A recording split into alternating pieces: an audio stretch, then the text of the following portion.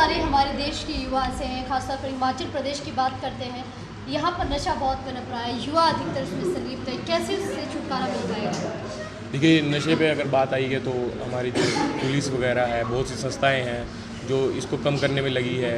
और जो हमारे आजकल का युवा है काफ़ी कम हो गया है, पर ये है कि कुछ क्षेत्रों में बढ़ता जा रहा है। लोकल जो लोग हैं उनकी वजह से कहीं अगर कम हो रहा है तो वही लोग इसको ज़्यादा बढ़ाने में लगे हुए हैं। मैं मोटरसाइकिल की बात करती हूँ तो दिन प्रतिदिन बढ़ रहा है। यहाँ पर इसका जो प्रसार है बहुत जल्दी से बढ़ रहा है, और नज़दीक जो हमारी ऐसी चीज़ें मिल रही हैं, प्रोवाइड हो रही है, या तो बाहर से आती है या फिर लोकल लोग उनको प्रोवाइड करा रहे हैं, उस करके पोंटा में बहुत ज़्यादा इसका हुआ है। जब भी कोई नशा पकड़ने की बात आती है या कोई अवैध गतिविधि होती है, हमेशा बात आती है पुलिस पर कि पुलिस कुछ नहीं कर रही है। क्या पुलिस को ही सब कुछ करना है, सरकारें आगे नहीं आ सकती है इसमें? देखिए, सरकार को ही पहले अहम भूमिका सरकार की रहती है। पुलिस है वो एक सरकार के अंडर काम करती है, और जो पुलिस रहेगी वो पुलिस अपने लेवल पे बहुत अधिक सक्रिय है और बहुत से अच्छे अधिकारी हमारे बीच में है। तो क्या कोई स्पेशल कैंपेन चलानी चाहिए? स्पेशल कैंपेन तो बहुत पुलिस चलाती है, अपना एक इनका चला हुआ है। तो इनको खुद एक जो जनरली लोकल लोग होते हैं उनको भी अपने लेवल पे समझना चाहिए कि ऐसी चीज़ें हमारे क्षेत्र में ना हो, ताकि उनके आगे की पीढ़ियाँ भी सुरक्षित रह सके। अल्टीमेटली आप ये कहना चाहते हैं कि आम युवाओं आम लोगों का बहुत योगदान रहता है? जी बिल्कुल, आम लोगों का ही मेन हो रहेगा, क्योंकि पुलिस भी हर जगह नहीं पहुंच सकती है। जी। आपका इस पर क्या मत है? मेरा तो यही मत है जी इसमें कि पुलिस तो अपना काम कर रही है, लेकिन कुछ अधिकारी है जो इसमें पेन नहीं लेते हैं। और हिमाचल प्रदेश पुलिस में कुछ अच्छे अधिकारी हैं, मैं नाम लेना चाहूँगा डीएसपी शक्ति सिंह जी का। अभी पीछे वो संगड़ा क्षेत्र में डीएसपी रहे, तो उन्होंने बहुत अच्छी मुहिम चलाई, बहुत अच्छे केसेस पकड़े उन्होंने। बहुत जो ज़्यादा नशा बेच रहे थे उनको पकड़ा, गांव-गांव में जाकर उन्होंने। सिरमौर पुलिस भी अच्छा काम कर रही है। बीते दिनों ही सिरमौर पुलिस ने एक बड़ा नशे का तस्कर पकड़ा है, शायद आपको जानकारी होगी, 2 दिन पहले ही बड़ा नशा तस्कर पकड़ा है। लेकिन जितना नशा पकड़ते हैं 2 से 3 दिन उतना ही बढ़ जाता है। इसका क्या रीज़न है, कैसे ये चीज़ सॉर्ट आउट हो सकती है? मेरा तो यही कहना है कि जी पुलिस वालों को युवाओं के साथ या कॉलेज में जाके, स्कूल में जाकर कैंपेन करना चाहिए, उनके साथ यारी दोस्ती करनी चाहिए। कहीं भी आजकल आप गांव में देखो जाके कि शराब बन रही है, अब पुलिस वालों को कोई सपने तो आएंगे नहीं कि वहाँ शराब बन रही है। जब गांव के लोग उनको इन्फॉर्मेशन देंगे तभी वो जा पाएंगे वहाँ पे। तो पुलिस वालों को कहीं ना कहीं उनके साथ मतलब एक लोगों के साथ फ्रेंडली और जी बिल्कुल पुलिस को रहना चाहिए। हाँ जी बिल्कुल। चलिए, आपका बहुत बहुत धन्यवाद।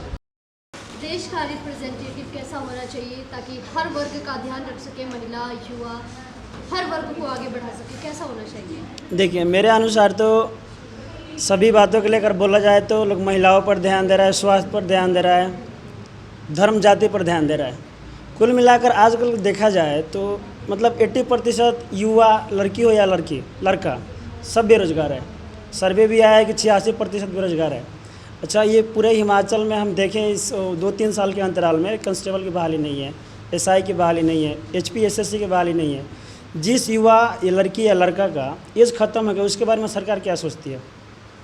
आप महिला के बारे में बात कर रहे हैं, जिस महिला का एज ख़त्म हो गया या पुरुष का ख़त्म हो गया उसके बारे में सरकार कुछ नहीं सोच रही है।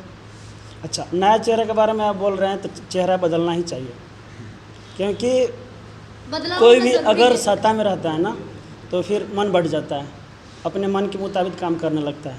आप देखिए, जितना भी स्टेट में बीजेपी का नया सब जेल में है, झारखंड लीजिए, दिल्ली लीजिए, बिहार लीजिए, जहाँ उसके है सब ठीक है। इसलिए हम बोलेंगे कि सरकार चेंज किया जाए और ख़ास करके शिक्षा पर ध्यान दिया जाए। अब वैकेंसी में देखिए, क्या कोई नया चेहरा, नया युवा जैसे चेहरा आना चाहिए? आना ही चाहिए, तभी तो बदलाव होगा।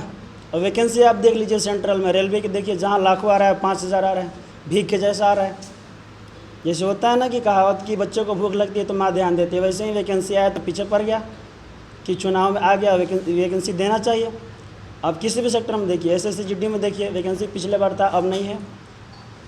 या इसमें देखिए, बैंक में देखिए, जहाँ लाखों लाख की बहाली था, 2000-4000 भीख की तरह वैकेंसी आ रहा है। SSC CHSL में देखिए 3000 कुछ बहाली है, जहाँ 10,000 बहाली था। तो कुल मिलाकर के युवा के बारे में नहीं सोचा जा रहा है सरकार के द्वारा। धर्म जाति विवाद, इससे क्या मतलब है? हम लोग को कुछ मतलब नहीं, ये पहले से भी आ रहा है। आप बहुत लोग तो बोल रहे हैं कि नरेंद्र मोदी ने बहुत बदलाव कर दिया। यहाँ तो बोला जाए ना कि कांग्रेस के द्वारा सजी सजाई महफिल दिया गया है, बस ये आकर चल रहे हैं। जितना बदलाव कांग्रेस के द्वारा किया गया ये थोड़ी न किए हैं, ये तो 14 में आए, देश आज़ाद 47 में हुआ। वो तो बदलाव तब उन से लोग लेकर किया के है। बहुत विकास हुआ है। जब देश आज़ाद हुआ उसके बाद से 2000 कई लोग ऐसा भी कह रहे हैं कि जब से मोदी जी आए हैं तब से विकास हुआ है। ऐसा कोई बात नहीं, नींव तो तैयार वो लोग किए हैं। ऐसा बात थोड़ी है कि महेंद्र सिंह धोनी अच्छा खेलते तो सातों जना में वही खेलेगा।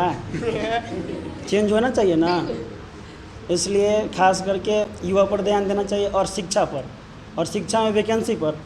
मान लीजिए कि कोई युवा है खूब तेज है पढ़ने में, वैकेंसी ही नहीं है, क्या करेगा? क्या करेंगे? एज खत्म हो जाएगा फिर क्या करेगा?